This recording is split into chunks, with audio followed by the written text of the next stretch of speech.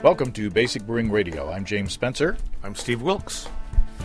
It's time for the annual disaster show. We're breaking the format a little bit because I'm lazy. I don't want to have to record something in the studio to do this. So if you go to basicbrewing.com, you can find archives of our audio and video shows. If you go to basicbrewingshop.com, you can find Basic Brewing gear. If you go to stevesbrewshop.com, you can find Steve's Brew Shop, which is where we're at right now in Fayetteville, Arkansas. And if you want to follow us on Twitter, I'm Basic Brewing, and you're Steve's Brew Shop. There you go. And support us, or support Basic Brewing on Patreon at patreon.com/basicbrewing. And all the other stuff that I say every week that you probably fast forward through. You shouldn't. Sometimes I say things that you might miss. Anyway, we're here in your shop. I got a lap full of letters from people with brewing disasters from the past year, and even before that, because after the disaster show, I always get like 3 or 4 letters from people saying, "Oh my gosh, I forgot to send it in," and then I put those in the file, Yeah. For this year. You said that you've got some brewing disasters from this past year, but you can't remember them. I bet you that some of this stuff will spark memories of your own disaster. Well, I do remember, and am I getting old, because you asked me a moment ago if I had a brewing disaster, and I said, yes, I did, and I cannot remember what it was, but I remember that I had it, and I remember thinking, oh, this would be perfect for the show. So, how's that for foreshadowing? Well, there's such a variety of disasters in this year's stack that it'll spark your memory, I'm sure. And this, I got to say that we recorded a video episode, video tour of your shop, Yep. which is on your YouTube channel by now.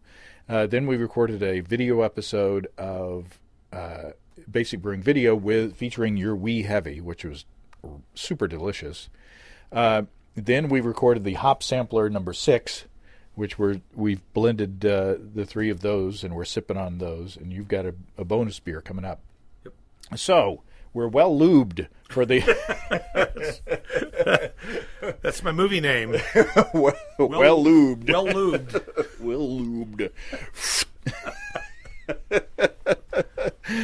Oh, so if my voice holds out, I do have a brewing disaster that I want to share before I forget. Yeah. I did some dry hopping in the keg of a beer and I used this little cylindrical mesh thing. So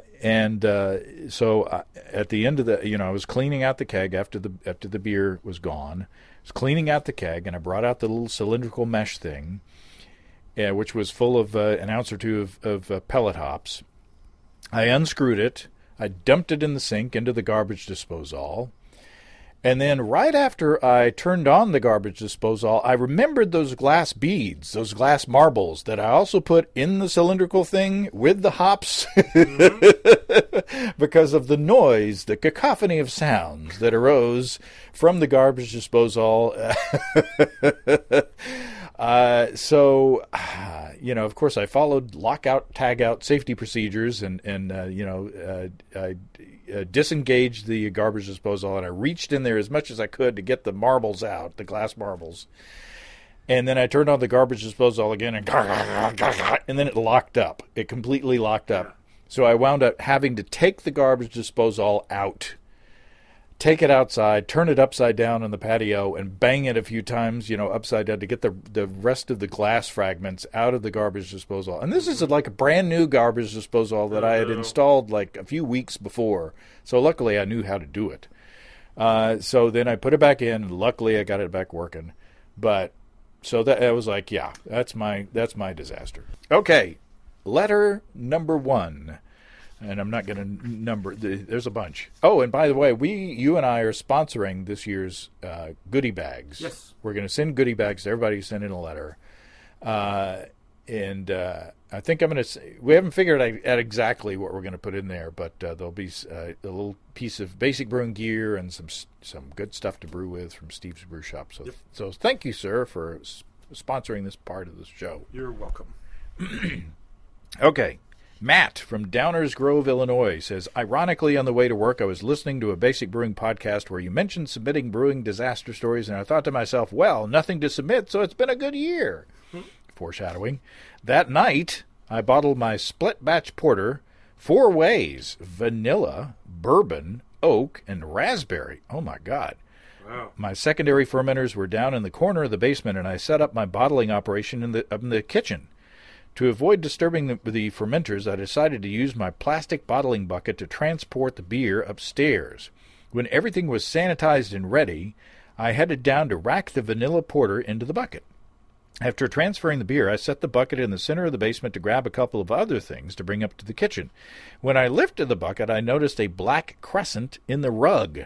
Then I noticed a trail of black dots leading back to another larger crescent where I had racked the beer. Unbeknownst to me, earlier when I had turned the spigot out of the way, I inadvertently loosened the nut on the inside of the bucket. Cursing loudly, I tried unsuccessfully to tighten the spigot. I managed to get the bucket upstairs and onto a bunch of paper towels where I left it to dribble as I raced downstairs to save the carpet. Luckily, number one, we have a tan carpet. Now it's a black and tan carpet, I guess. and number two, we have a really good spot cleaner. After that fiasco, I headed upstairs to bottle my beer out of the leaky bucket. Things seemed to be going better until I realized partway through that, in the commotion, I had forgotten to add the priming solution. Great, so now I either use carbonation tablets or restart the process. I chose the latter since I had the perfect amount of priming solution ready. I carefully emptied the few filled bottles back into the bucket, adding the priming sugar solution, and rebottled. Afterwards, I was able to tighten the spigot and successfully bottle the rest of the batches. Other than losing a small amount of beer and having a very late bottling night, everything turned out okay. Lessons learned are to double-check your connections and always have a cache of cleaning supplies nearby. Thankfully, the beer and carpet survived.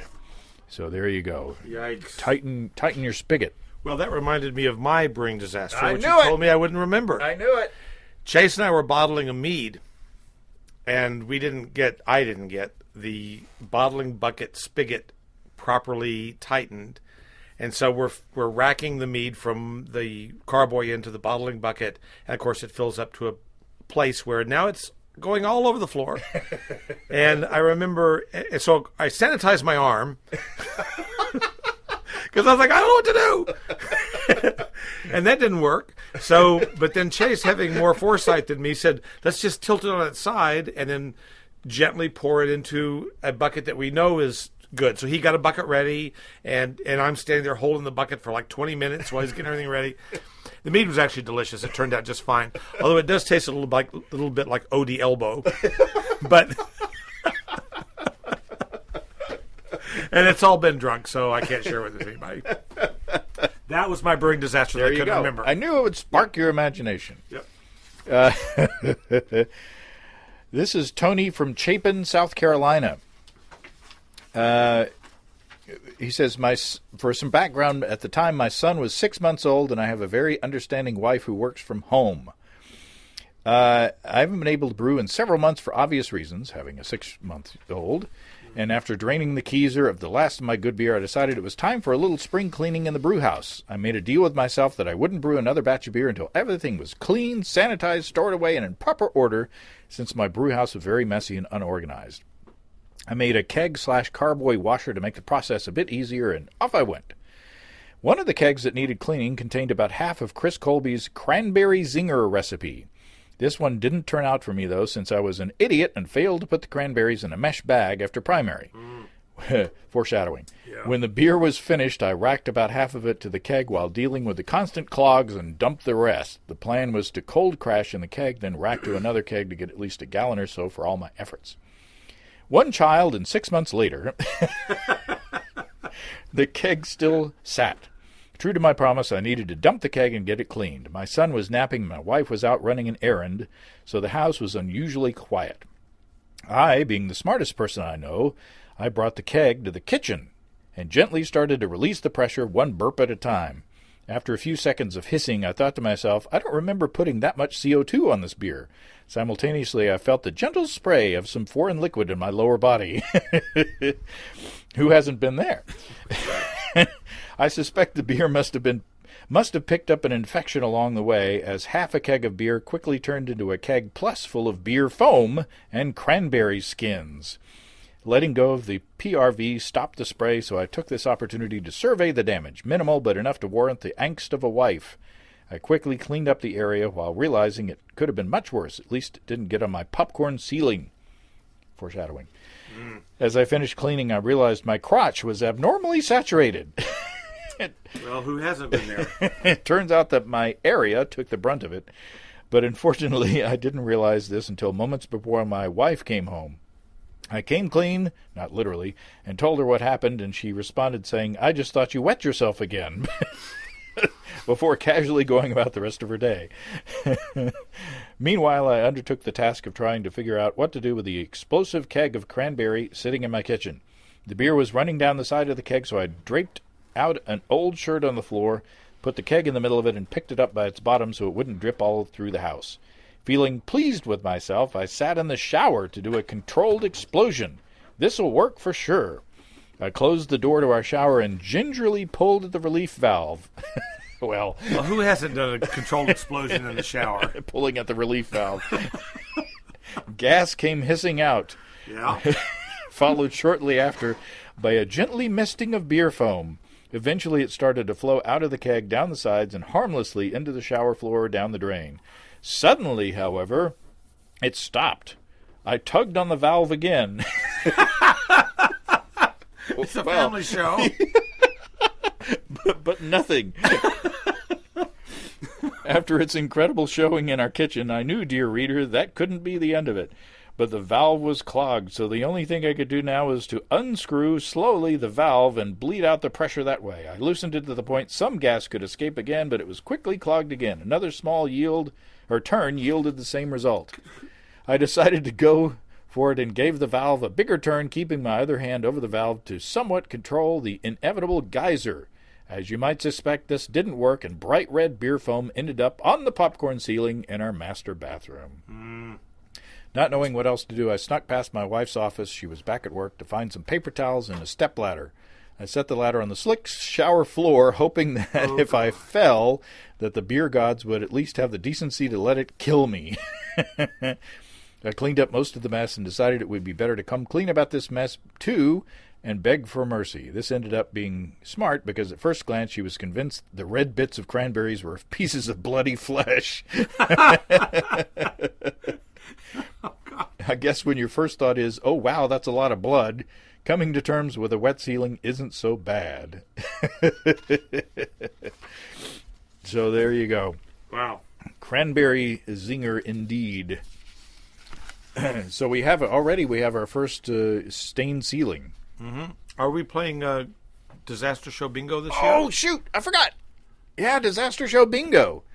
I've got to put those cards. I'm glad you said that. We got to put those cards out on. I'll post a link to the Disaster Show Bingo cards. So yes, favorite. Stop the recording. Go out, get your Disaster Show Bingo cards, and play along with us. Okay. Rob in Essex Junction, Vermont. I've just discovered your show this year and love it. I've caught up on a few of the annual disaster episodes, and I thought I might share one of mine. It was my 16th batch, and I thought I might try to go big with an Imperial Stout. The brew day started just fine, mashing on the stovetop for this partial mash batch, onward to the boil, then chilling and transferring the top off. I took a sample for gravity and saw that it came in at 1073, which was pretty short of the 1084 target. Oh well, I could talk through the brew day with some friends and from the club and maybe learn something new for next time. I pitched my yeast, Y-Yeast 1028 London Ale, if anyone's keeping score, and went to put the airlock on when, oh no, the bung slipped through the neck into the carboy. Luckily, I had a spare, and I got it on there. Things seem like they've fallen apart a little bit at the end there, but maybe this beer will still turn out drinkable. I stowed the carboy in the closet that I'd been using for fermentation and cleaned up. Fast forward 27 hours, and I checked on the carboy. Holy croissant, Batman! The fermentation was vigorous, to say the least, and a thick, moussey foam was pouring out of the airlock all over the carboy and onto the floor. Luckily, it was just a wood floor. I got that mess all cleaned up and swapped the airlock for a clean one. What else could go wrong? Don't say that. Never say that. That's when the stick-on thermometer caught my eye. It was reading 76 degrees Fahrenheit. That's 24.4 C. Good job, Rob. Which was a good 10 to 12 degrees Fahrenheit, 5.6 to 6.7 degrees Celsius, higher than the ambient temperature and above the published tolerance range for that strain. There wasn't anywhere cooler in the house to move the carboy, and I hadn't invested in temperature control yet, so I had to ride it out. I put it out of my mind and let the beer finish fermenting. I checked on it about 2 weeks later to take a gravity reading. It was hovering around 1026. A fine gravity for a stout to finish. Though being a relatively new brewer, I fell into the trap of fussing about hitting the exact predicted final gravity, 1023. That's not much difference, 1026. 1023. And I ran out to get some yeast energizer and put some champagne yeast. Spoiler alert, the champagne yeast didn't do anything. As for the sample, it had some of the roasty and caramely stout notes I expected, but also some solventy heat. Probably fusels. Ugh. I racked into a 5-gallon carboy, hoping that if I let it condition and mature for a few more weeks, that those flavors would age out. Fast forward this couple of weeks, and they really hadn't. Could I save this batch? Maybe. I picked up some cacao nibs, a vanilla bean, and some chili peppers, and dropped those into the carboy for a couple more weeks of conditioning. If it's going to taste hot, I might as well blame it on the peppers. So that's what went into the bottles. But this beer has a weird happy ending. That's what. Never mind. If you want a weird happy ending, no, never mind. Fast forward a year, and I've got a handful of bottles left. At this point, I just want to get rid of them, so I entered it into a competition as a 30A spice beer, where it scored a 32. It took second place for its category. Who knew? Thanks, wow. Rob. There you go. Don't give up. Yep. Ryan from Virginia. I had my first brewing disaster recently while narrowly avoiding a second when brewing a holiday spruce tip IPA, inspired by an old Basic Brewing Radio episode, Brewing with Spruce. And I'm calling it Spruce Almighty. This was my second and much larger brew-in-a-bag batch after making multiple extract beers. I brew in an apartment stovetop and spent most of my setup time worrying that I had too much weight for my stove to handle. I got my water up to mash temp and started adding in my grain and was happy to see that everything fit without my stovetop collapsing. Very pleased with myself. I cracked a homebrew to wait for the mash to end. About 10 minutes into the mash, my apartment wasn't filled with the smell of sweet mash, but with my brew-in-a-bag bag burning to the bottom of my brew pot. Yep. I was so concerned with not breaking my stove that I forgot to turn the burner off, maximum heat. I lifted the bag out, leaving all my grain free in the mash. Go free! I'm free, said the grain. I took it off the heat and rushed to the nearest homebrew store, 1 hour away before it closed. Oh, Lord. After a series of pouring the wort/grain combo through my new bags and about 3 buckets, I had my wort and a new grain bag back on the stove with very little waste and burner turned to low. The rest of the brewing went well, and the beer actually hit my gravity goal and tastes great. Wow.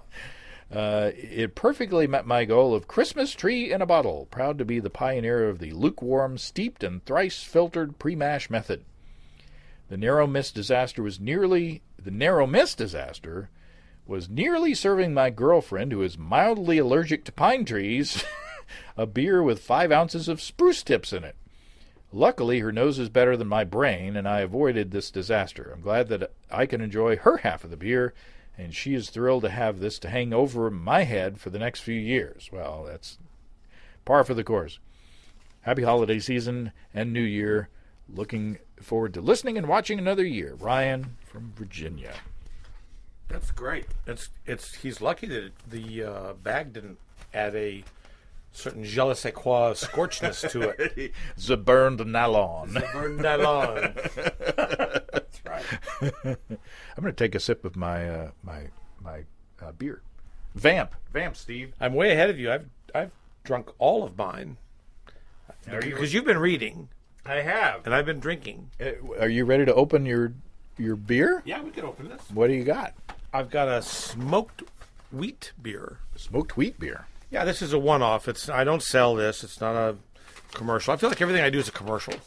This isn't. But this is a smoked wheat beer that I made the other day. I call it Other Smoked Beer. I think that literally is the BJCP designation for this. Other smoked beer. Yeah, but it's. I was trying to fool around and do something kind of like an Oktoberfest, but a wheat beer. Oh. So the grain bill, the grain bill is 10 pounds of white wheat and 3 pounds of smoked beechwood smoked malt and a pound of Munich and 8 ounces of 120 level Bond Crystal. I used an ounce of Chinook at 60 minutes, an ounce of Crystal at 30 minutes, and an ounce of East Kent Goldings at 1 minute, and I fermented with, I don't have it written down, but I know it was a Imperial, and I think it was dry hop. Ah, yes. And I was just fooling around with just some grain that I had. I think what had happened is somebody had ordered, I know. Somebody had ordered 10 pounds of 10 pounds of white wheat, but they didn't know they didn't want it milled. So I milled the grain, and then they said, no, I don't want it milled. So now I've got 10 pounds of white wheat. What do I do with it? I made this. Fooled around and milled some wheat. I've had this beer before. It's delicious. Yeah, so it's kind of an Oktoberfest in a way, kind of. And, but it's wheat and smoked. It's wheat and smoked. So other than it's anything but an Oktoberfest, it's exactly like an Oktober. It looks like an Oktoberfest. It's the mood I was in. I'm going for mood here. Nah, it's a good beer. It's just one of those times when you're just messing around. Just messing around. Yeah. Hey, you mentioned Imperial Organic Yeast. Is it time for a commercial? It is time for a commercial. Okay. Well, so let's talk about our friends at Imperial Organic Yeast, our sponsors one of our sponsors for this podcast. You sell Imperial Organic Yeast here at your place. What do you think? I love the stuff, and that is why I sell it. So there are lots and lots of good yeast on the market today, to be sure. What I like about dealing with the folks from Imperial are, because it's plural, that they're just good people. They're just good folks. But I really like it that when I place my order, I know that when I receive it, it's going to come 2-day FedEx. It's going to be cold, which is important with liquid yeast. And it's going to be on ice. It means I can open they ship it in like a styrofoam, cooler. And when I get it, it's ice cold. I can take it right out of the cooler. I can put it right in my refrigerator, which is ice cold. And I have very high confidence level when I sell it to you, that I know that the yeast is going to perform. It's not going to have set in a warehouse somewhere or gotten lost on a UPS truck for a week. I'm very confident of what I'm purchasing and then reselling, to you guys at my store. So I really like it. So that's that part. That's the retailer in me part. The brewer in me is that every single time I've used this yeast, I've gotten a great result with it. So I know that's commercial, but it's a true testimonial. Mm-hmm. And I really am just very high on this stuff. And that's another reason, because I'm high on this stuff. Literally. No, and from my perspective, the viability of the yeast and the predictability and they have the highest pitch rate. What is it? 200 billion cells. Yeah. The packaging is real super easy to pitch from. My stir plate is dusty because I don't make starters anymore. Whereas with other liquid yeast I've used in the past, I've felt compelled to make a starter because of lag time. There's no lag time. I mean, a lot of times, I'll brew during the day, and by bedtime, I'm starting to see bubbles in the airlock. It's super high quality, and I don't have to worry about. I don't have to worry. Right, that's a great thing. I saw bubbles on TV the other night. That's that weird happy ending. That's right. Which was Maury Amsterdam. Pickles. That's pickles. Yeah, it's just good stuff. All right. That's a commercial. So there you go. Imperial organic yeast. Gotta love them. Yep. There you go. All right. Back to the content. Sure. This is David from Clemson, South Carolina. I just started brewing this past summer after graduating college as a way to fill time that I no longer need to be studying. Congratulations, David. Yay. I've done 3 batches so far, and I love it. I've been listening to your podcast just over a month now, and I'm already 100 episodes in. Holy smokes. I've learned so much and feel like I'm an expert, even though I have minimal experience. Well, it's like us. Yeah. Pretty much sums me up. Okay. David says, one of the tactics I decided to pick up that you faithfully preached so much about in earlier episodes was small batches to experiment with. I figured this is a great idea for me to learn about the processes and ingredients, less negative impact if I mess up a batch, and easier boil since I'm just using my apartment stovetop. Last week I did a 2-gallon chocolate coffee stout that I decided to split between 2 1-gallon jugs. However, I did not take one minor detail into consideration that had a major impact. Headspace! Both my previous batches were 5 gallons in a 6.5-gallon carboy, and I didn't think twice about putting 1 gallon in a 1-gallon jug. About 1.2 gallons if it filled to the rim. So after a night or two of the beautiful and vigorous fermentation, my S airlocks didn't stand a chance and were quickly and thoroughly infiltrated by the nice little critters foaming profusely out the top. I figured there wasn't much I could do for now. If I tried to clean or replace the airlocks, it'd quickly happen again, and I wanted to minimize the risk of contamination, so I decided to wait until after fermentation to clean and replace them. I don't think this alone would warrant a horror story, but it doesn't end there. I made the bold move of brewing this small beast while I was at my parents' house in Cincinnati, Ohio, and then planned to transport it back with me on my 7-hour drive back home to Clemson, South Carolina on Sunday. I boxed it up real nice and secure with my extra grain bags and newspaper to hold them in place, still bubbling away through the airlock. I made all of 20 minutes from my house when I hear a big boom.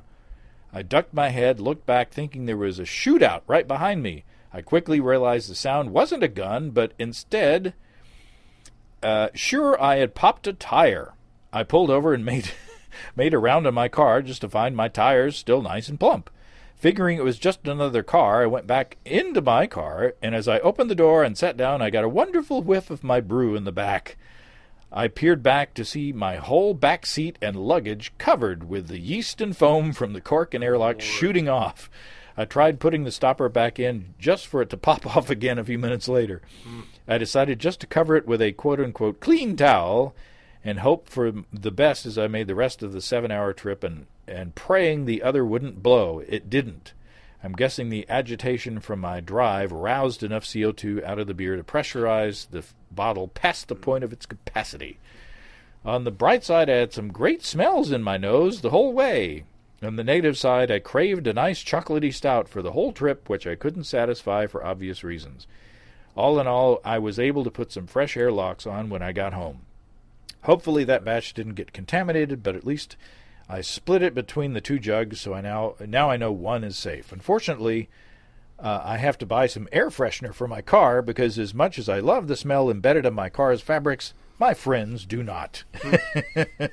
You live and you learn and you laugh. Yeah. Thanks, David.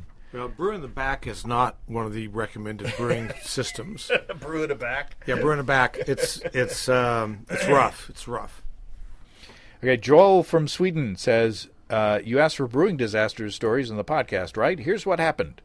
I just made my own counterflow chiller from a stainless tubing, rubber hose, and fittings. Everything worked great on the first test run. Awesome, I thought. The first brew day, I used it to brew an American Pale Ale, and upon chilling it, pumped boiling wort through, and then turned the cold water on. What I did not think of was that the hot wort made the plastic outer hose so soft, the whole thing came apart, and water came gushing out of both ends of the chiller. In the approximate 20 seconds it took me to turn the thing off, water was everywhere, as I really wished I had a floor drain. I finished pumping the still boiling wort on top of 150 grams of hops that were meant as dry hops. mopped up some, and left it so that both it and myself could cool off a bit. Next day, I pitched American Ale 2, and 3 weeks later, I ended up with an India Pale Ale that was pretty darn great for having such a massive amount of hops on the hot side. Thanks for such a great series of podcasts and videos. So thanks for the note, Joel. Try repeating that recipe. No kidding. Oh, and Rick from Washington, Missouri submitted 2 stories. If you submitted more than one story, I just picked my favorite of the stories. So he says, my second, not that the first story was bad, I just liked the second story better. Okay, Rick says, my second story was back in spring when I was once again on my back patio brewing. I got my water heated and went to add my liquid malt extract. It was in a bag, so as I was squeezing the bag to get as much out as I can, my hand slipped off the end of the bag and right into the hot wort. It didn't burn too bad, but my hand was red the rest of the day. Once I got cleaned up, I was able to get my wort up to a boil and continue. Now, having some spare time during the boil, I thought I would get some yard work done that's been piling up, literally. Sure enough, after a few minutes, I hear something that doesn't sound right. As I turn around, my brew pot is overflowing. He says, I've run over in my saddles. I don't know what that means. I don't know either. Where's he from? Is he wearing saddle Oxfords? I don't know. Washington, Missouri. Well, that's near my family home of Owensville, Missouri. Washington's not very far away. Did you run in your saddles? Never. Maybe you're missing out. I run over in my saddles, maybe sandals. It's sandals, I'm sure. Darn that spell check. Yeah. Almost falling to stop the boil over. I got this under control and continued brewing. This led me to believe that watching a wort boil and drinking beer is better than doing yard work. Well, I could have told him that. So now drinking is part of my brewing process that's here to stay. If this was all that happened, I could have called it a success, but this beer had it in for me. I was able to get the wort cooled and into my fermenter. A couple of days later, I go down to check on the fermenter to make sure it was going well. To my surprise, the airlock got clogged, and the top of my bucket fermenter blew off. Oh, Lord. And the beer was all over the wall and floor. My first reaction was to get the lid back on and a new airlock on as quick as possible to keep it from getting contaminated. Luckily, I used my spare basement shower as my fermentation chamber, so it was an easy cleanup. After it was all cleaned up, I shamefully confronted my wife about what had happened. My first thought was that this will give her another reason to not like me brewing. But to my surprise, her first question was, is the beer ruined? Oh, wow. She's a convert. Yeah. After getting choked up from her response, I was able to get out. I hope not. After going through all this, the beer didn't end up great. I don't know if it was due to any of the above or just my first attempt in creating my own recipe, but the beer will not be brewed again. Well, I'm sorry that this one didn't turn out. Yeah. Thanks, Rick. Okay. They mostly turn out. Mostly they do. Mark writes in, back in March, I purchased myself a 15-gallon conical fermenter with the intention of starting a sour Solera project of a golden rye beer. I decided that instead of 3 separate brew days, I'd make one big batch of beer to fill the conical in one go. Ambition comes before the fall, I think. Mm-hmm. At the end of May the 15th, at the end of May, comma, I was like, boy, that's specific. At the end of May, comma, the 15-gallon brew day finally came. I have a 10-gallon electric brew-in-a-bag system from High Gravity. Yay! And I did the math to make sure that all 39 pounds of grain, along with 9 gallons of strike water, would fit in the kettle, 15.5 gallons. Being accustomed to brew in a bag, I neglected to check the water-to-grist ratio on that. When also considering the grist was 38% rye malt and no rice hulls were added, this led to the water not being able to filter through the grain bed fast enough to be recirculated with my pump. Thankfully, my friend was over to help me brew. We ended up MacGyvering a solution using the reserved sparge water, my mostly neglected mash tun, and another brew bag. Half of the grain was scooped out of the kettle into the mash tun, and the wort was gravity-fed down through the kettle and into the mash tun. Periodically, one of us would open the valve on the mash tun to fill up a pitcher with wort, which was then poured back into the kettle. Which you see the picture of this kettle? That's a full kettle. Jiminy Christmas. Once the beer came up to a boil, no amount of firm cap could have prevented a boil-over before the hot break. Man. Well, when the kettle's completely full to the top. My goodness. Thankfully, we didn't lose too much of the wort, but the garage floor would need to be hosed down later. You have to open the floodgates for that. After boiling the beer with a token amount of 5-year-old hops and adding the top-up water, my kettle volume was truly maxed out. Yes, we see the picture. Mark says, despite the mash difficulties, we only missed the predicted original gravity by 0.003. The wort was split into 3 buckets for primary fermentation. 2 of the buckets received a healthy pitch of wild yeast culture. I grew up some Fire Island beach plums. Say that 3 times fast. Who hasn't grown up some of that? On Fire Island beach plums. The 3rd bucket received both the beach plum culture as well as a healthy dose of my house sour culture. On July 1st, I finally transferred all the beer into a conical fermenter for bulk aging and maturation. For good luck, I also poured in the last bottle of my first sour beer, which scored a 40 in last year's local club competition, into the fermenter. The last time I took a sample back in October, the gravities was at 1.008 and the pH was down to a very tight 3.05. Oh my goodness. Wow. Well, there you go, Mark. Read the instructions. That's what... Too ambitious with the boil thing. Kent from Little Rock. You might remember Kent because we met him at HomebrewCon because Kent won the awesome 10-gallon brewing system from High Gravity Brewing. High Gravity after hearing about the raffle on the podcast. He installed a 240-volt GFCI outlet in his kitchen because it was closest to his breaker box. Has tile floors and has a vent hood. Don't worry, this isn't a story about me getting electrocuted. Well, that's good. Yeah, I'm glad about that. I store all of my brewing gear in the garage, which is 3 steps lower than my kitchen. Foreshadowing. This is my 3rd brew on the new system, a robust porter recipe from Brewing Classic Styles, made with water that I collected from Thermal Water Jug Fountain in Hot Springs, Arkansas, my hometown. Wow. I was born just down the street from that. Wow. And adjusted to a porter water profile using the water adjustment tool in Beersmith 3. It was pouring down rain outside, so I was happy to be able to brew indoors. My wife was out of town at the Taylor Swift concert in Kansas City. So there's a tie-in to you. I'm telling you. This is the old home week. Well, it's the Taylor Swift tie-in. Oh. We'll talk later. Yeah. The brew went excellent, and I was easily able to transfer the beer to my new stainless steel BrewTech Brewmaster Edition Chronicle that I was able to purchase by selling all of my old brew gear.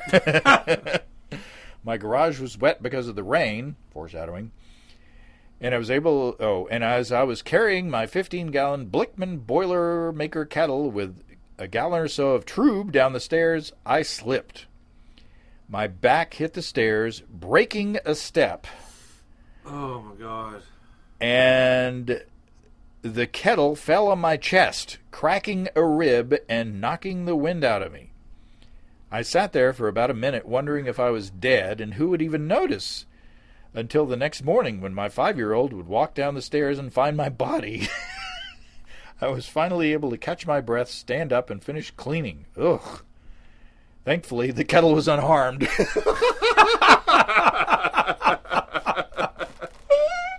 That's the proper response. I can't stand it. He's got a broken back and broken ribs. The kettle's okay, though. Yeah. How'd the beer turn out? The next day, I went to Home Depot and was able to fix the step and repaint everything before my wife got home. That with a broken rib. Jeez Louise. The beer turned out excellent. And he saved the beer! Yeah, he was just carrying Trube down the stairs. God. I put 5 gallons on CO2 and the other 5 onto my nitro tap. That's Kent from Little Rock. Wow. Good job, Kent. No kidding. Which brings us to our second commercial break for the electric brewing gear from High Gravity Homebrewing Supplies in Tulsa, Oklahoma. That's right. Now, which system do you have? I have the same. I think maybe the same system that Ken has. It's a 15-gallon brew in a bag system, or a 10-gallon brew in a bag system, 240 volts, and you have the 120 volt 5-gallon system. That's right, which I love. And we've also used it in addition to brewing. We've used it for sous vide. Oh my gosh! When my son graduated from college, I had a barbecue, so I pre-smoked several racks of ribs, a brisket, some pulled pork, some chicken wings. I vacuum sealed them, and then the day of like a week before, then the day of the barbecue, I put the whole mess into the high gravity brewing system. I set it to like 140. I left it on there for 7 or 8 hours while the family was gathering. When it was time to eat, all I had to do was open the bag up, throw it on the grill for like 1 minute to crisp everything up. Best barbecue ever.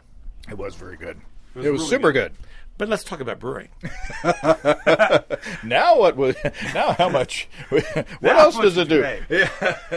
But really, it's a great sous vide system, but it's a better brewing system, and it's really a good product. Yeah, I'm spoiled. With the. I got the EBC 130 controller, which has the mash mode and the boil mode, so you can set it on the mash mode and just dial in your temperature. No.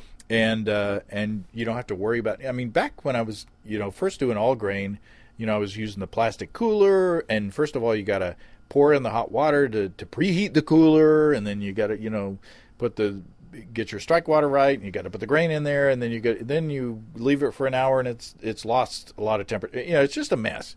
This, in addition to having that precise control with that controller, and you combine that with brewing with electricity, which beats the heck out of propane. Electricity takes the pain out of propane. You just can't beat it. Yeah, I cough in your general direction. Thank you. Yeah, that's right.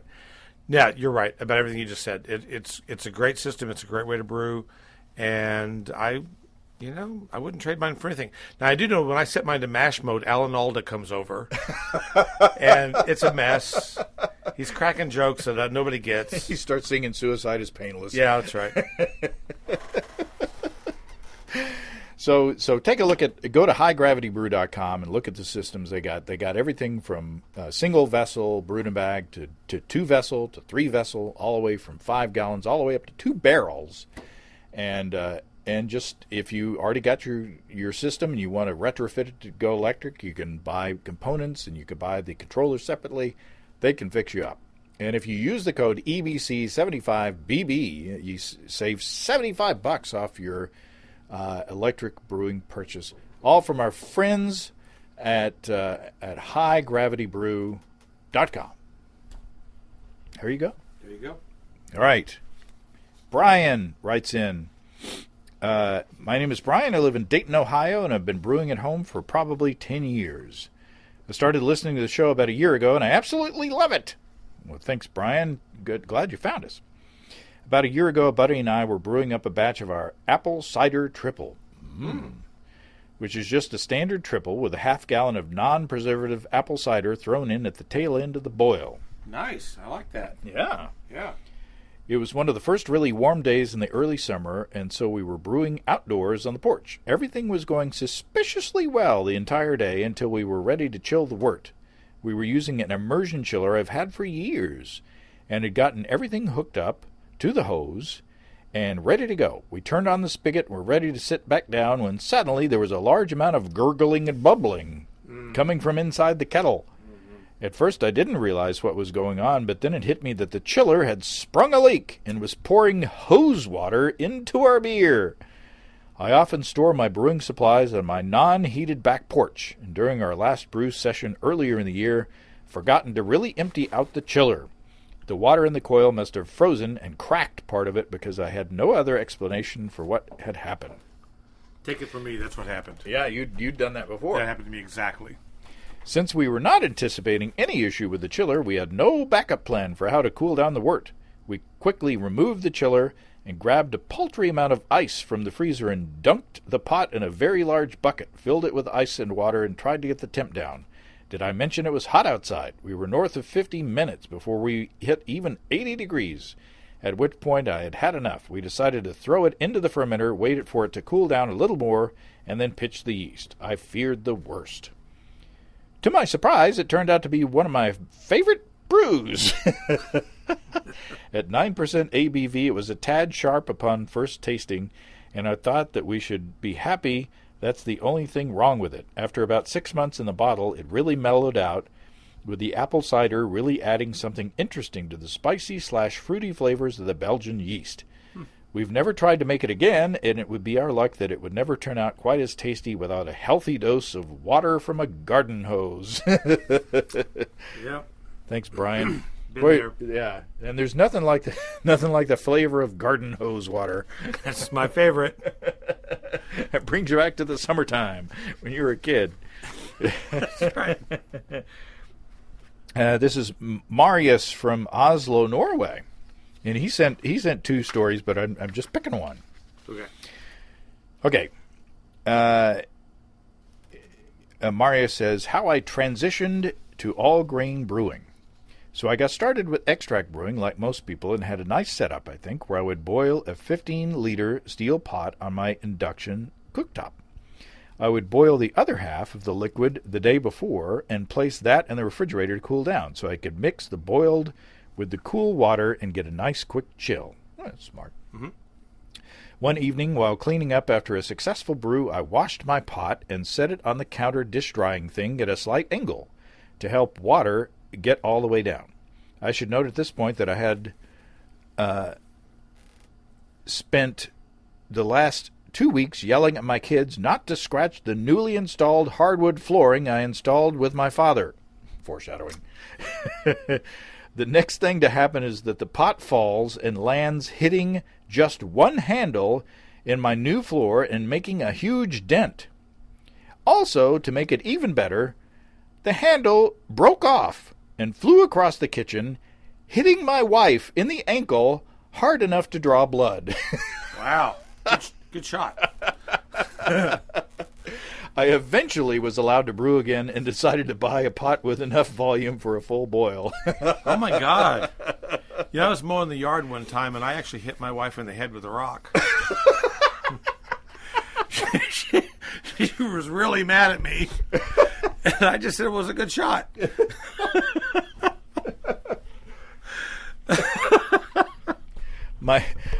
A former boss of mine was mowing the lawn and ran over a padlock in the yard, and when it flew across the yard and hit his wife in the arm. Oh my gosh! Needless to say, my wife likes to mow, so I let her. Yeah. And I stay inside. Yeah. You learn from others. It's a very educational show. That's right. Yeah. Beware of flying things. Yes. This one we just know of the someone who didn't put his name in, but we just know his username at Gmail.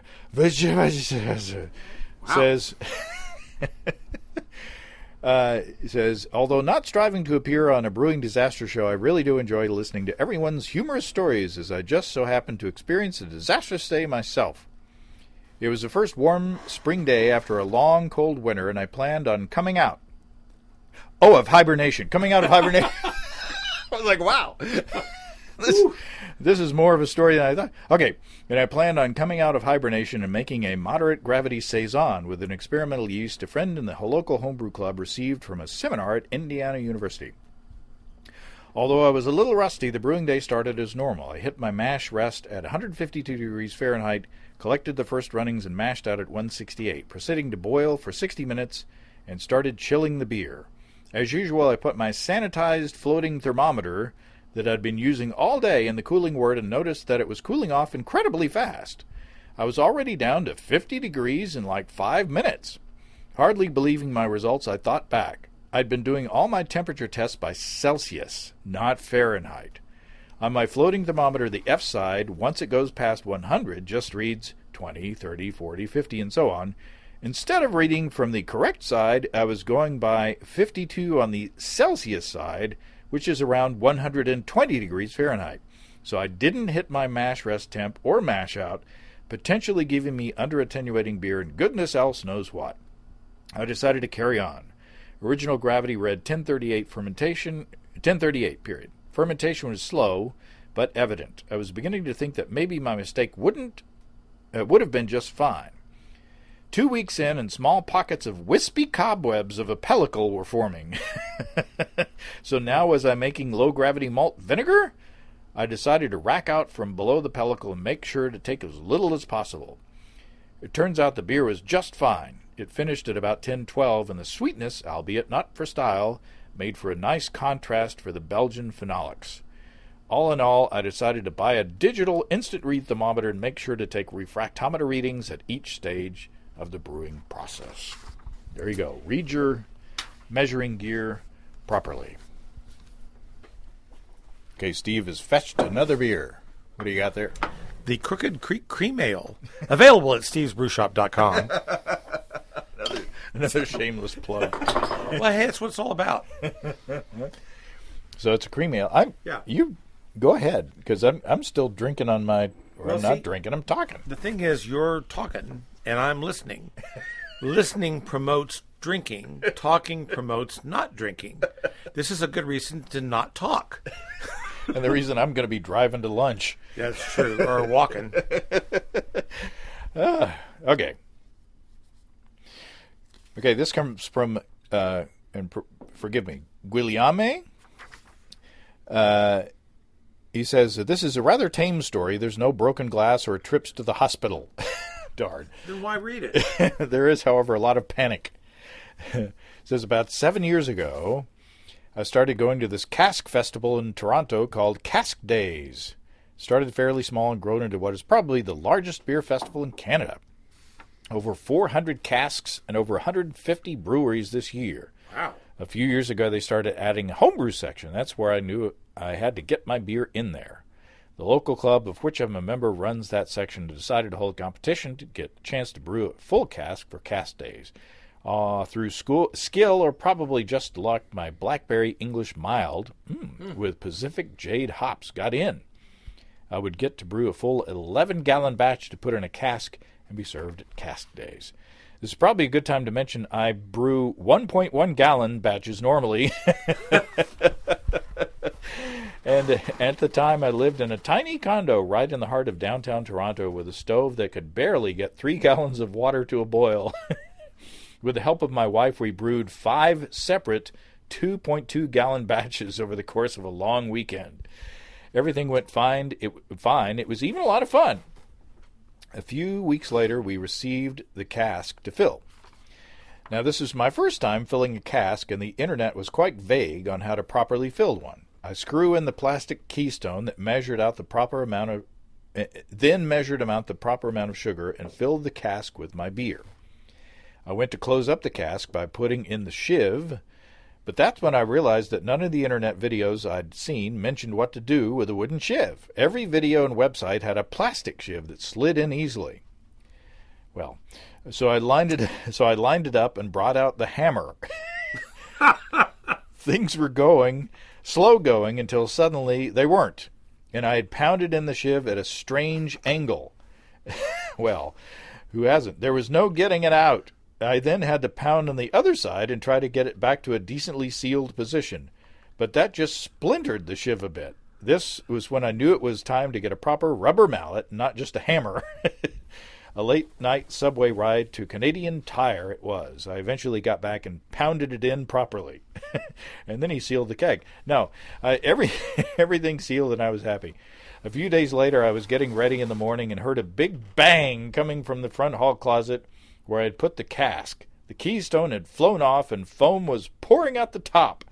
As it turns out, you're not supposed to screw in a keystone. You're supposed to hammer it in. Eventually, everything got cleaned up.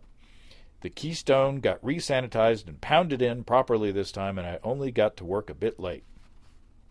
The cask got served at the festival a few years later, and it turned out great. Wow. It even ran out before the festival was over, and what more could I ask for? A few months later, when moving out of that apartment, we were cleaning the front hall closet, and that's when I noticed a nice little keystone-shaped divot in the ceiling. Thankfully, the landlord didn't mind. Enough time has passed now that I can look back on that story with laughter and not terror. I've even brewed again for that festival. This time it was a Caesar/beer hybrid with tomatoes, clam juice, spices, and all. This cask ran out even faster. Wow. Wow. I gotta say, that doesn't sound Good. very good. Or it actually makes me want to get a Bloody Mary, Oh, which does sound good. yeah. But, With clam juice. yeah. Clamato. You say clamato, I say clamato. Mike in Anchorage, Alaska says, sorry in advance for the length. Well.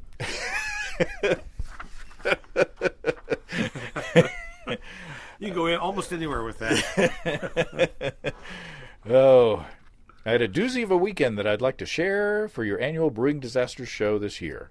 It all began at our club's Big Brew Day event on May 5th. I never brew there because of the hassle of transporting equipment, but I always hang out and grab a bunch of donated yeast slurry to use at home.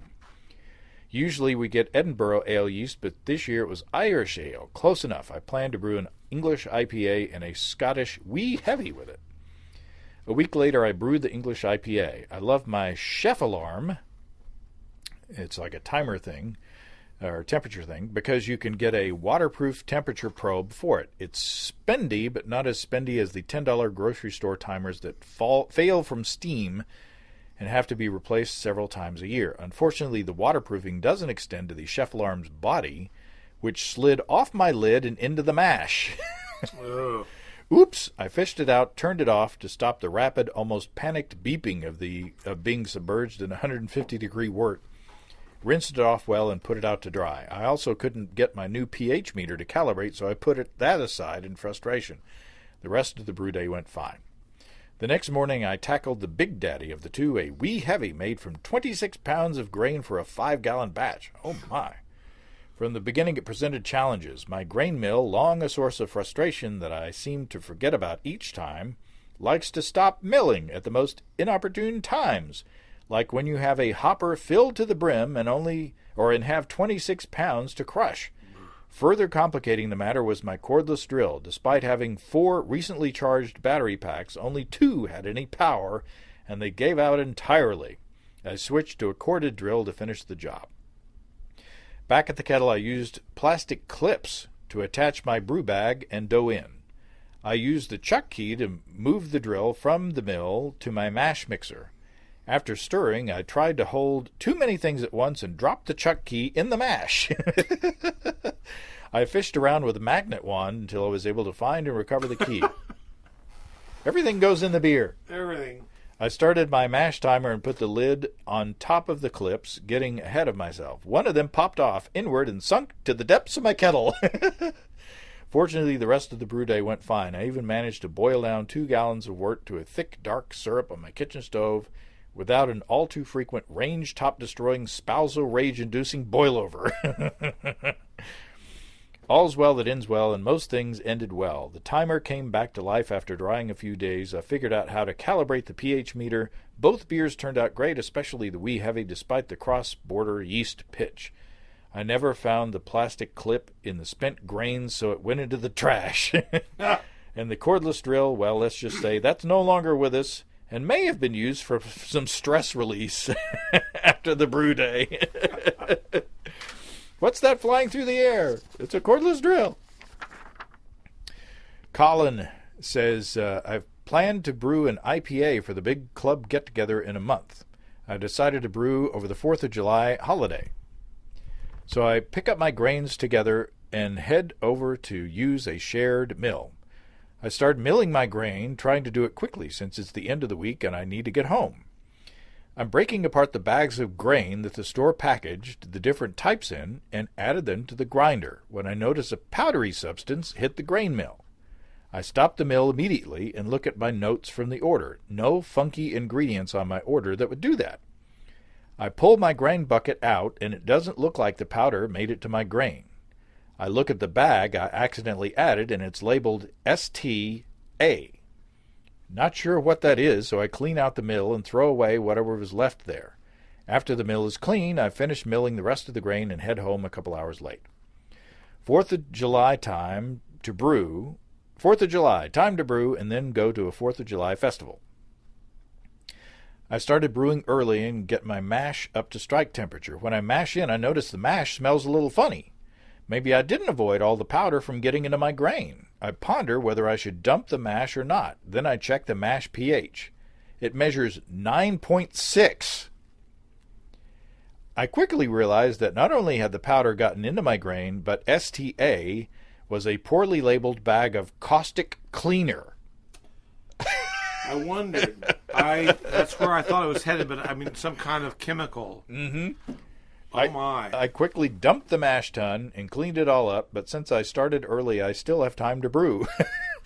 I've already started the yeast and I have all the hops ready to go. I check and the local homebrew shop is open on the 4th. I quickly reworked the recipe with the grain I have and what the local homebrew shop has and headed over there to mill my grain. Trusting soul. Now the local homebrew shop just recently moved and still setting up their new digs. Consequently, when I started milling, I noticed the hopper wasn't quite tight and some grains would escape before going to the mill. I slowed down my feed and get all my grain milled and head over to brew this batch. I get the second water up to strike temperature and mash in.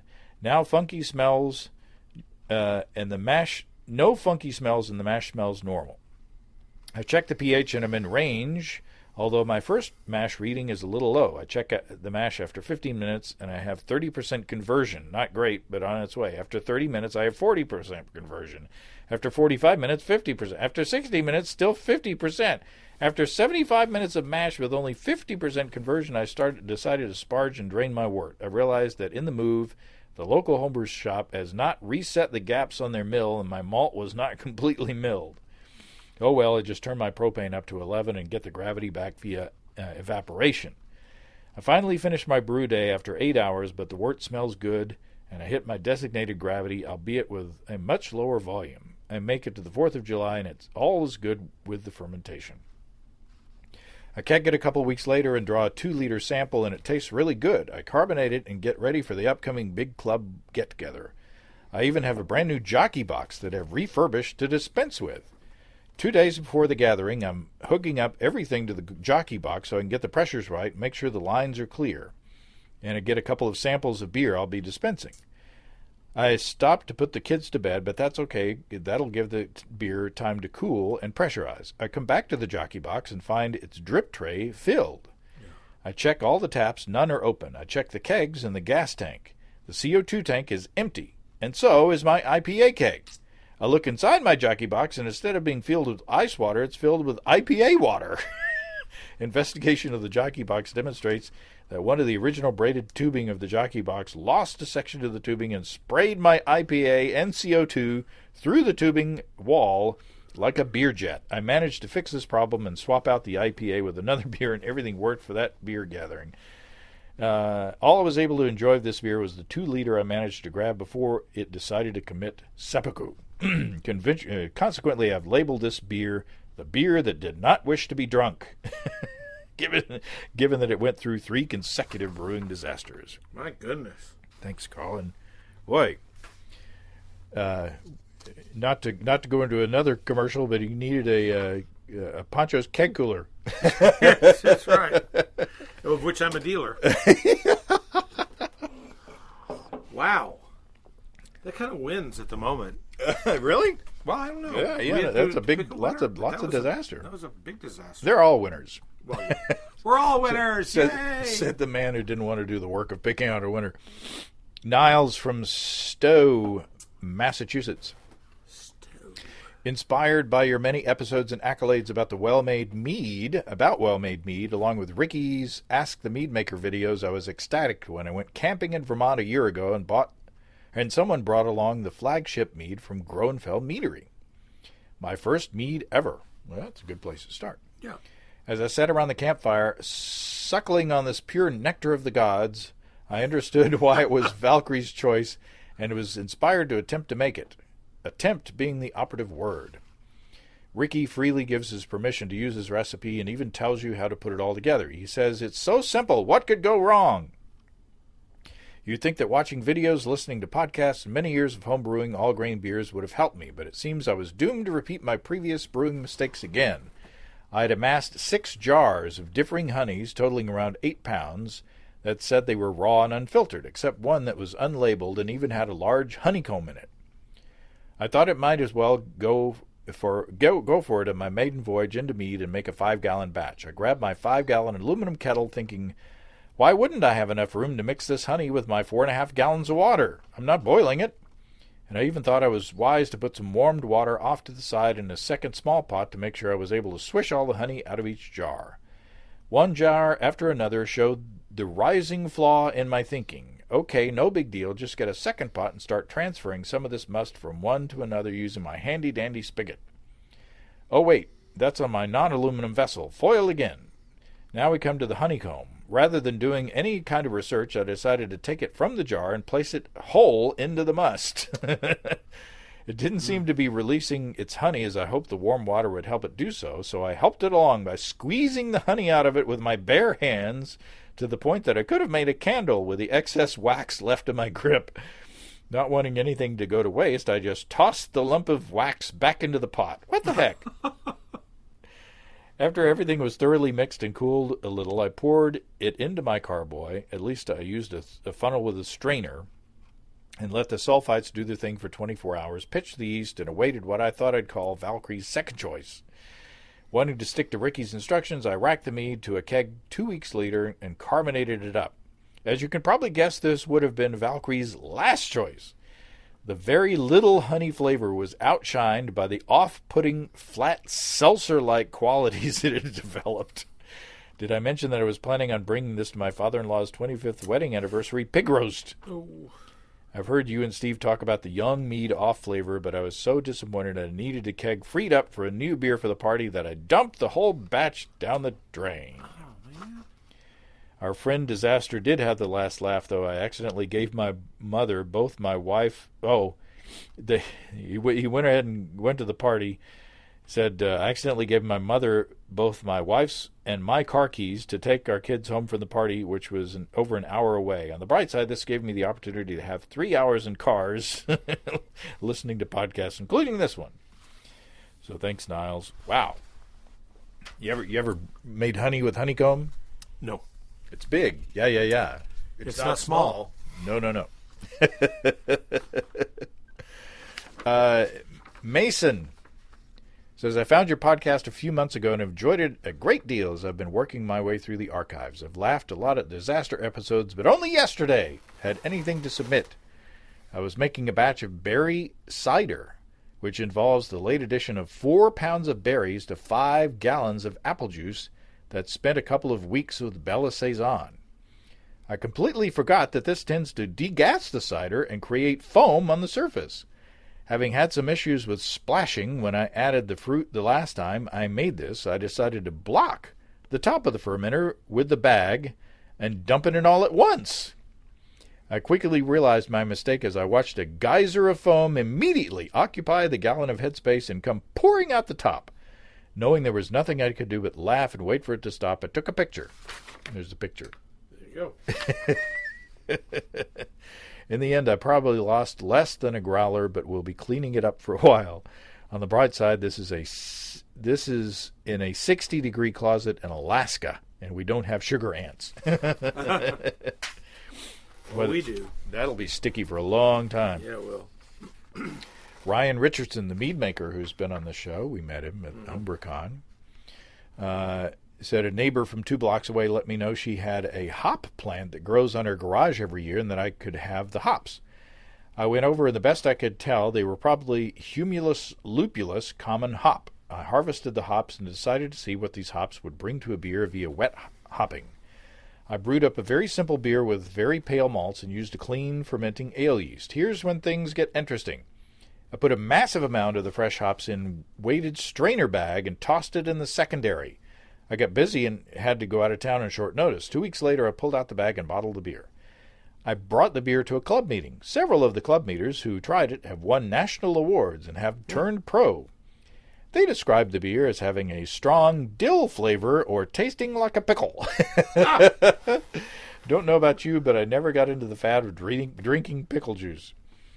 Everything turned out well for two reasons. First, it gave me an excuse to make a batch of Bob Stimsky's hop vodka extract, Nice. which, when added to the beer, made it very pleasant. Second, having something of B quality around to give a secondary quality beer to give people who say, "Oh, you brew beer? I'd love to try some." It usually keeps them from asking again. If you're hoarding your beer, that's a good way to go. Humulus Luplius was a centurion. But what have the Romans done for us? Only the roads, the sewers. Security. Okay. Yeah. This is Brian S. from Pittsburgh. After your tale of a cursed brew, this beautiful June day I got it to my head to brew a Hefeweizen. Nothing complicated. Half pale malt, half wheat malt, White Labs 300, and an ounce of Saaz. I'd had a dozen all-grain batches under my belt at this point, and I figured it's a walk in the park.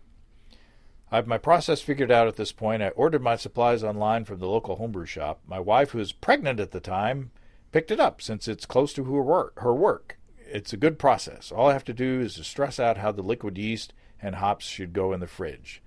I don't even give any grief when she calls me to verify what needs to be refrigerated. Thus begins the problems.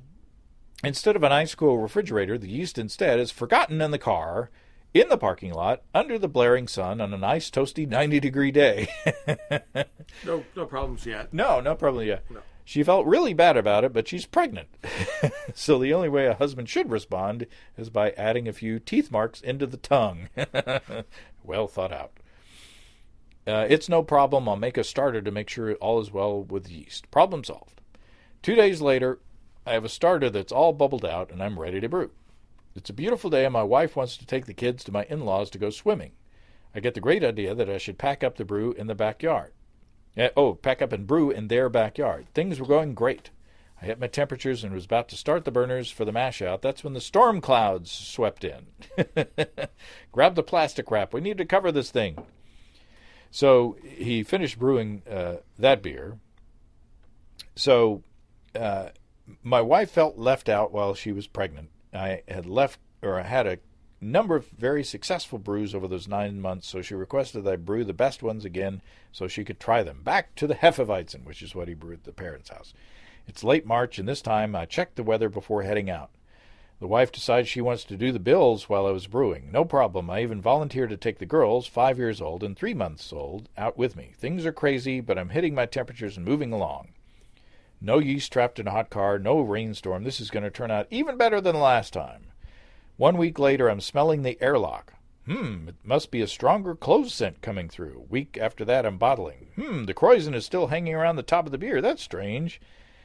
A week later, I taste the beer. This is gross.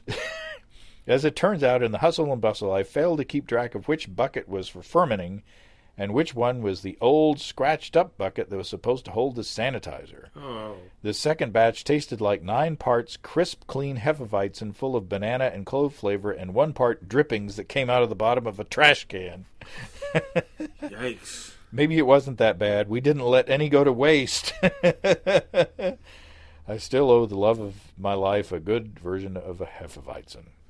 There you go. Brian? That's not a total disaster. No, it's 1 part. It's only 1 part Yeah. trash can drippings. This is J.D. from Waukesha, Wisconsin. I've been brewing for 10 years, ever since my wife, fiance at the time, got me an equipment kit for my birthday. The story has been sitting in the back of my head for years, and I've been meaning to type it up and send it in. This is my first attempt at all-grain brewing using brew in a bag. I filtered 6 gallons of water through a carbon filter, taking most of the morning. I put the kettle by the back door and made myself and the kids some lunch. While cleaning up lunch, I heard the sound of the kettle lid being moved. I investigated the sound of my 2 sons, 2 and 3 at the time, with their greasy pizza fingers in my brew water, which has not been heated up yet. I shooed them away and looked with despair on the pepperoni oil slick on top of my kettle. 3 hours later, I had a clean kettle and 6 new gallons of water ready to start mashing. Outside, while bringing my water up to strike temperature, I started milling my grain. I had never milled this volume of grain before, remember, first all-grain batch, and the bucket under the mill filled up halfway through. As I tried to move the mill, with a full hopper, mind you, to a new vessel, I stumbled, dumping grain all over my porch. I didn't really want to pick it up and put it back in due to all the sand on the patio, remember, 2- and 3-year-old boys, so I decided that it wasn't too much and I would just have a slightly lower starting gravity. This being my first all-grain batch, I dramatically undershot my strike water temperature, ending up about 5 degrees low after adding the grain.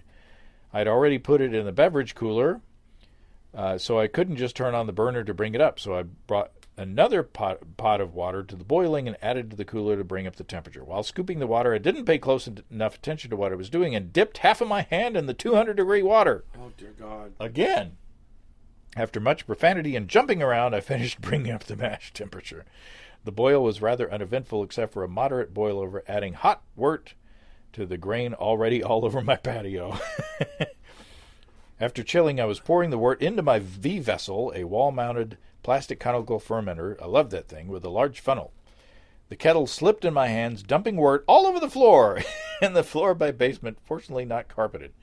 I finished pouring the rest and cleaned up the mess as best I could. My 5-gallon batch of 1055 beer ended up as only 3.5 gallons of 1045 beer after all the spillage. But it turned out as one of the best batches I've made to date. Of course. There you go. Thanks, GD. Adam says, I believe, let's see. We all love the idea of getting our friends into brewing, doing collaborations, and not having to brew alone. Sometimes I have a friend, Levi, who's always loved beer as much as I do. He loves big hoppy beers, and my hop order just came in, so to much excitement, I invited him over for his first homebrew, and it was a big one. We settled on an Imperial IPA that would clock in around 10.2 ABV and had over a pound of hops total. Lots of Galaxy, Mosaic, Amarillo, and Ella hops, which are not cheap. Everything went smoothly in the brewing, numbers near perfect, and great weather for it being November. We cooled and racked this beer into a carboy, set the temperature control, and thought all was well.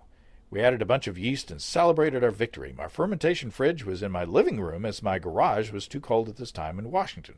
But we celebrated too soon.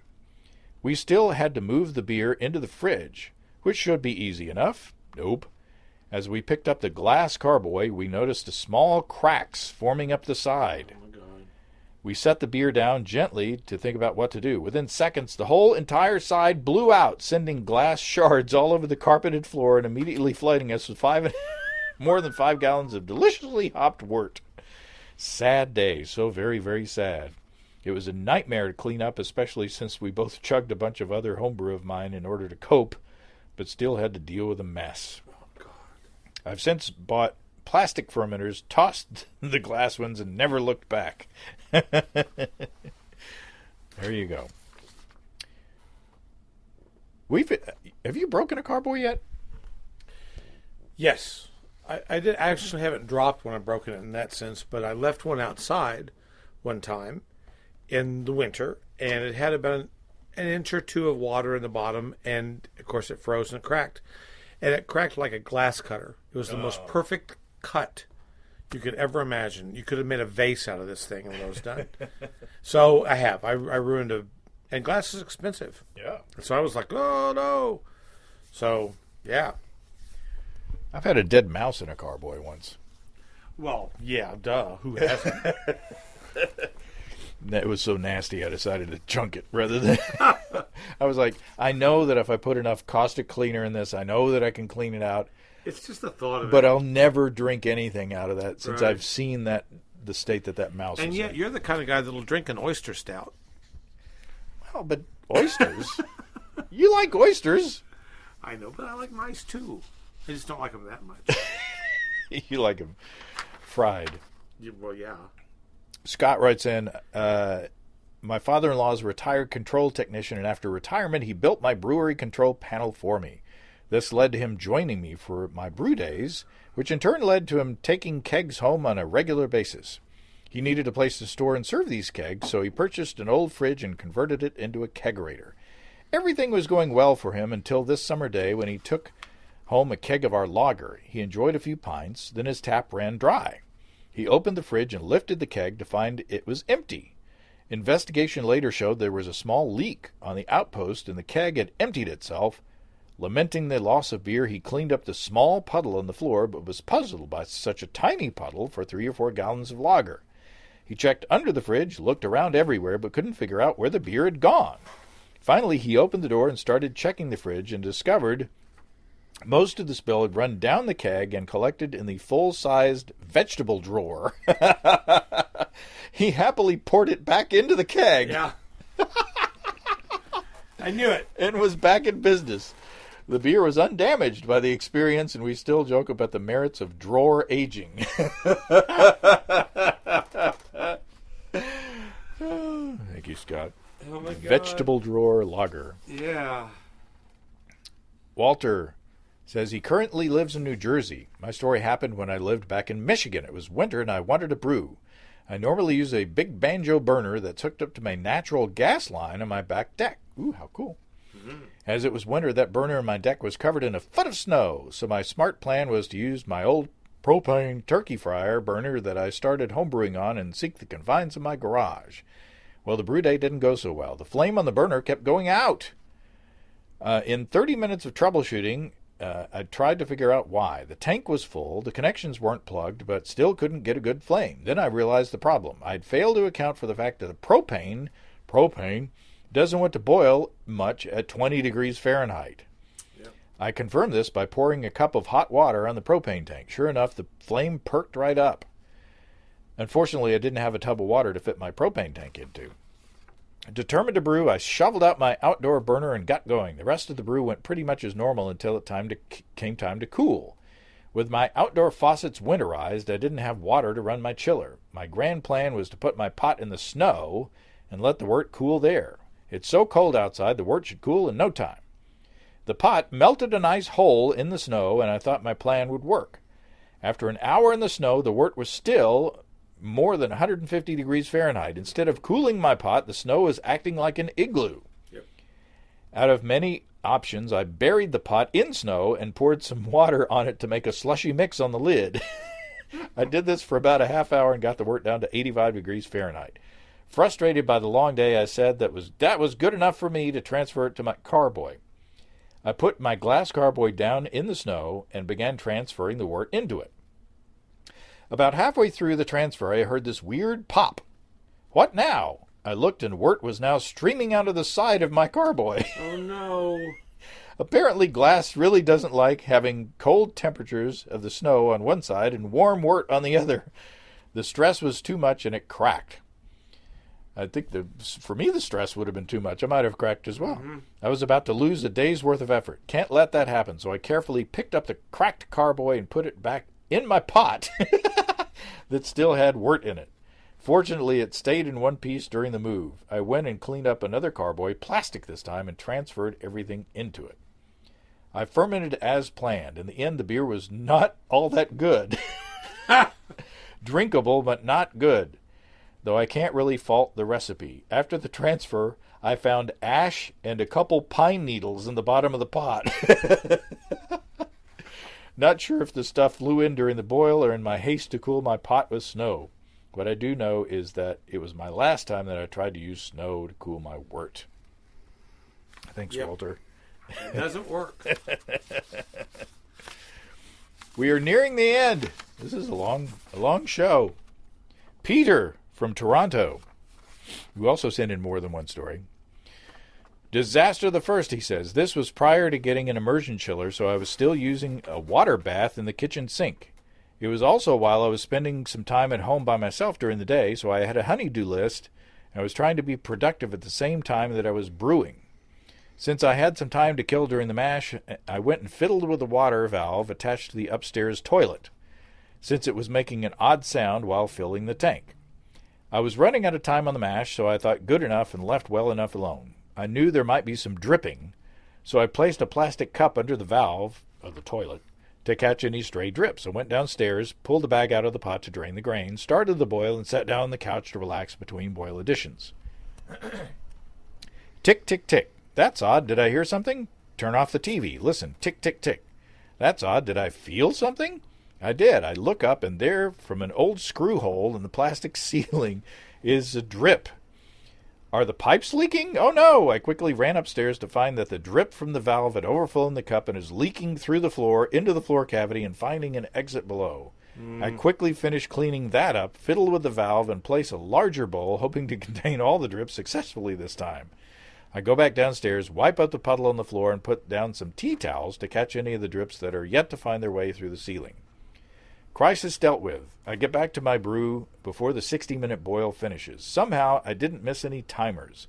I finish the boil and transfer the pot to my sink to cool. Since it's a 3-gallon pot and my sink is small, I have to change out the water a few times.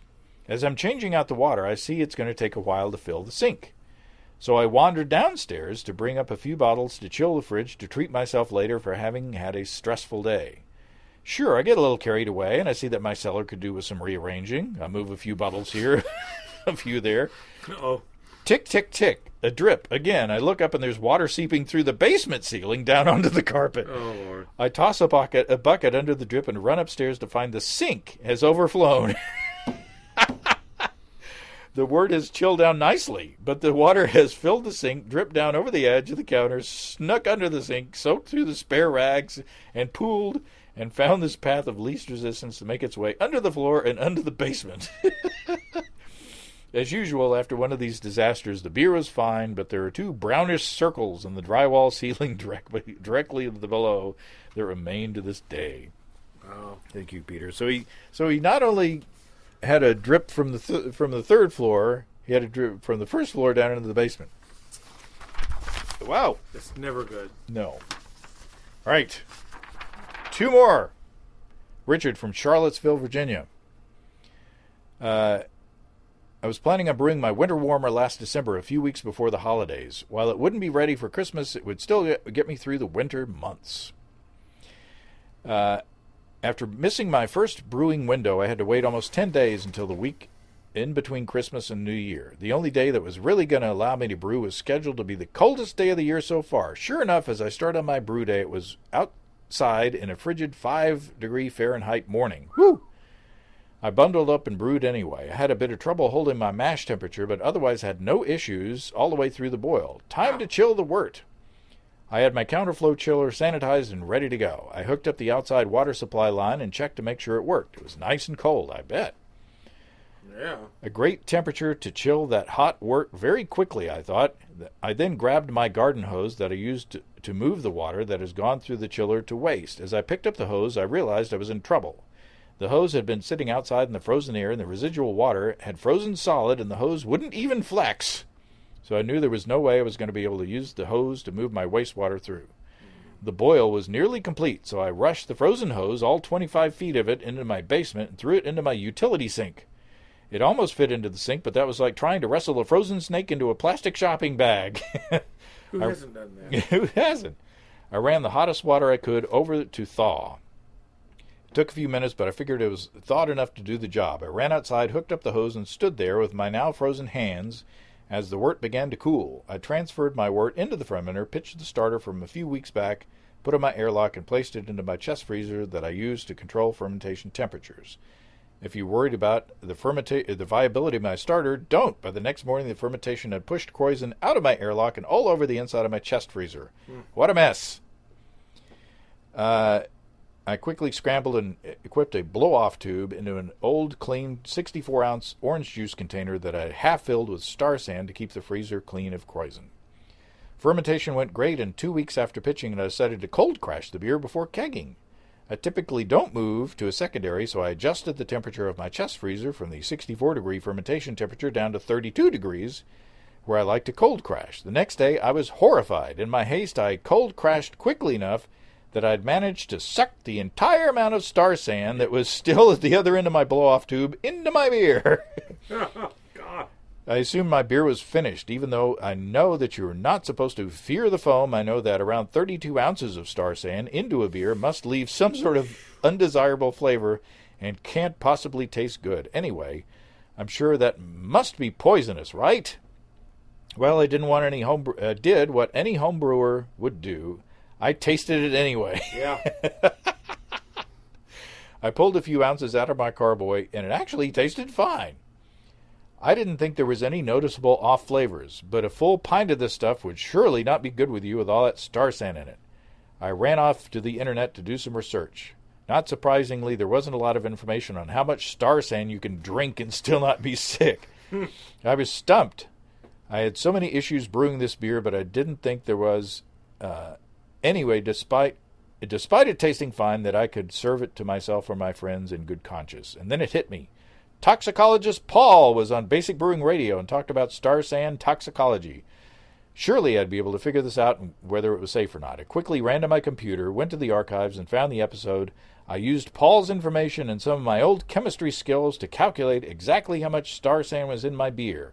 And in the end, I still had way lower than the threshold of star san in my beer that would make one sick. I kegged up that beer and served it for a few weeks. I did tell all of my friends before serving them about the unintended star san before that drank it as a precaution. No one was made ill, and no one commented on any off flavors due to star san. It was a fine beer through the cold winter months. You know, you got to love a beer that doesn't make you sick. That's the threshold. And plus, if you've had any issues with chlamydia or anything like that, you're all clean. You're clean. Yeah. Oh. By the way, not recommended. That's right. Yeah. We're not endorsing that. For legal reasons. No. Okay. Fine. This is the final letter. Okay.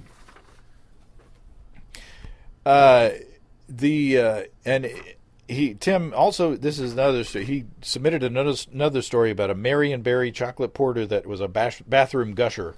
But I thought this story was better. His mother had just died. And this is better? What, the poor man? This is better than the other one? Stay tuned. We still had a couple of days before the funeral after. I'm sorry. I hope this is a better story. I'm trying to remember it now. It's been a long time. Tim says, he was from Eugene, Oregon, by the way. Well, that clears it all up. We still had a couple of days before the funeral. After completing the moving, and since my brothers lived out of town, my older brother raced home to get clean clothes while my younger stayed with us at our home. During this time, we decided that we had time to brew a beer together. Only brewed together twice before this. We decided to brew an all-grain porter. We set up the brewing equipment in the garage and got started. After mashing time had expired, we prepared to move the wort into the boil kettle. I had just purchased a new boil kettle, which was larger than my old kettle, which I didn't take into account when it comes to the height of the mash tun above the floor. So I told my brother that I would lift the full mash tun so he could slip a couple of 4x4 blocks under it to give us the correct height. Oh boy. While lifting the tun and using my legs, not my back, I just about got it high enough when both my legs gave out, and I dropped the tun back onto the stand, not hurting my brother or spilling any wort. Well, that's good. I went crashing onto the floor with great pain in both legs, feeling like I was having the greatest leg cramps that I ever experienced. My brother had to help me up into a chair since I could not use my legs or even stand on them. I thought this pain would go away, and my brother found a way to drain the wort into the kettle, and we proceeded to boil the wort and complete the brewing process while I was sitting in a chair next to the kettle. The wort must go. The brewing must go on. I love it. The entire time I could not get my legs to work, but I was convinced they were just cramping from the previous day of climbing up and down stairs with heavy loads. Good Lord. After moving the finished wort into the carboy, my brother moved it into the bathtub in our spare bathroom, which doubles as my brewery. At this point, my brother and my wife finally convinced me that there was more wrong than just cramps in my legs and managed to get me into a car into the hospital emergency room. After 12 hours in the emergency room and 2 MRI sessions, I was diagnosed to have ruptured in both legs the tendon that holds my quadriceps to the kneecap, meaning I ripped off the quad muscle from the kneecap in both legs. Oh, my God. My surgery and a 5-day hospital stay later, I was sent home and confined to a hospital bed. I couldn't get out of bed for 2 weeks, and when I was allowed, I had to wear leg braces that would not allow my knees to bend for 6 more weeks. It took me a few weeks to come up with a way to move the now completed fermented beer out of the carboy. He's still brewing the beer! Holy schmoly! It took me a few more weeks to come up with a way to move the now completed fermented beer out of the carboy and into the keg and into the kegerator, but I managed it I'm stunned. with leg braces that wouldn't allow him to bend his knees. The beer turned out just fine. Oh, that's what counts. I missed my mom's funeral. I can only hit the glitter button. That's all I can do. And my surgeon and my physical therapist have stopped by and had a glass of the beer and want to stop by when the next batch is ready.